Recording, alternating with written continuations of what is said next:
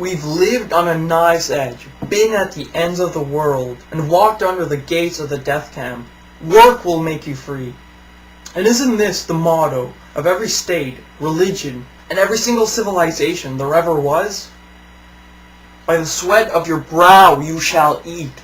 And what does religion do but rationalize subordination to those in power, sanctify servitude, coercion, and hierarchy? I work 9 to 5 to stay alive, you work 9 to 5 to stay alive. I work 9 to 5 to eat, you work 9 to 5 to eat.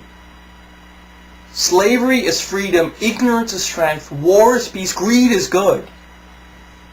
And we hoard ourselves to be bought and to be sold as commodities and nothing more, without complexity or dignity to the relationships and passions we have, reduced to being inputs and outputs in a cold and sterile machine.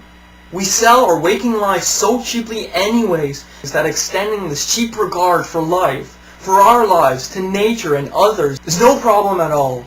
In fact, we do this all the time. And when our labor day is over, we have the privilege to consume, the freedom to eat, the honor to vegetate.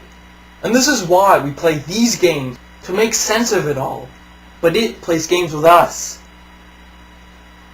And in any North American suburb, you find row after row of darkened cookie-cutter houses with flickering TVs on, with people rushing after busying themselves, rushing home to do what?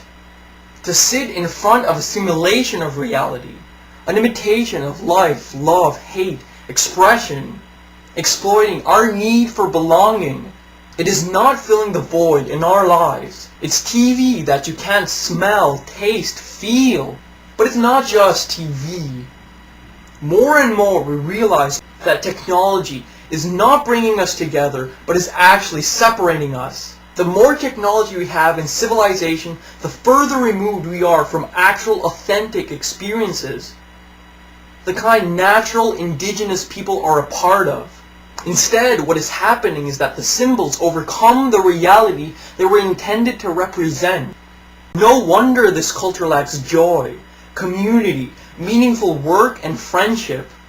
How could it if it surrounds itself with shallow yet deadly simulations that mimic reality but do not fulfill us? Our current political and economic systems demand that we turn our loved ones over for 30 pieces of silver to crucify ourselves. No wonder this culture dopes itself with everything that's fake. Fake clothes, fake food, fake families, fake lives. But this dependency on the fake is very rarely broken, if ever perceived at all.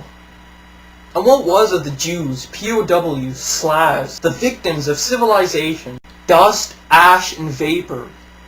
This is human existence.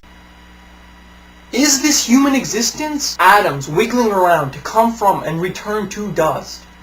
From ashes to ashes, from one eternity to another, with all the geniuses and morons, with all the beauty and hatred we make, with all the gods we create in our image, and all the gods that fail us time and again.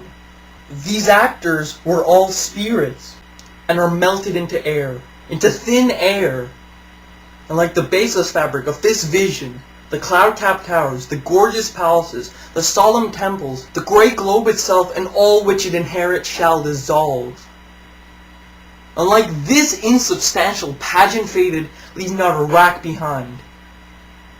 We are such stuff as dreams are made on, and our little life is rendered with a sleep